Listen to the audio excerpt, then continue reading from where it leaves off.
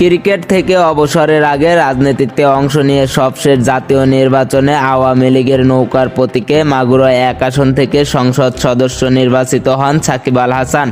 গত বছরের 5ই আগস্ট শেখ হাসিনা সরকারের পতনের পর থেকেই দেশের বাইরে অবস্থান করছেন বিশ্বসেরা এই অলরাউন্ডার।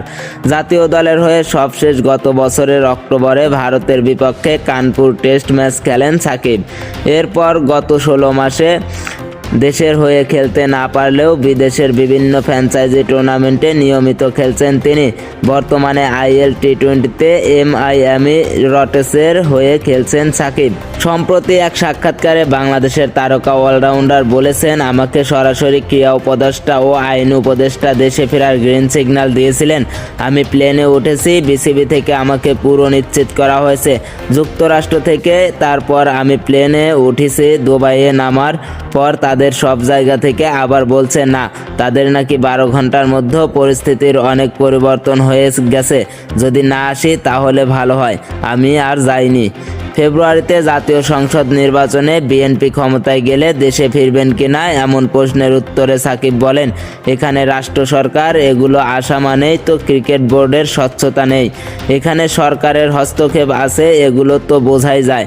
আপনাদের আসলে প্রশ্নগুলো করা উচিত ঠিক জায়গায় ঠিকভাবে। ভয় না পেয়ে আপনারা ওই ঘুরিয়ে পেঁচিয়ে প্রশ্ন করেন দেখে তারা ওই ঘুরিয়ে উত্তর দিতে পারে। এ প্রশ্ন আমাকে তো করার বিষয় নয়, জিজ্ঞেস করবেন সরকারকে, সরকার আর ক্রিকেট বোর্ডের মুখোমুখি হয়ে। জাতীয় দলের এই তারকা অলরাউন্ডার আরও বলেন, কথা হচ্ছে ক্রিকেট বোর্ডের সঙ্গে সরকারের কোনো সম্পর্কই থাকার কথা নয়। আর ক্রিকেট বোর্ড যদি সরকারের উপর চাপিয়ে দেয়, এর মানে ক্রিকেট বোর্ডে সরকারের হস্তক্ষেপ আছে।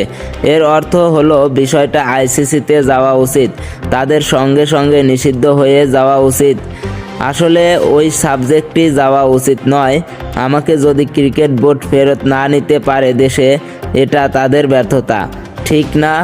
আমার কি করার আছে এখানে?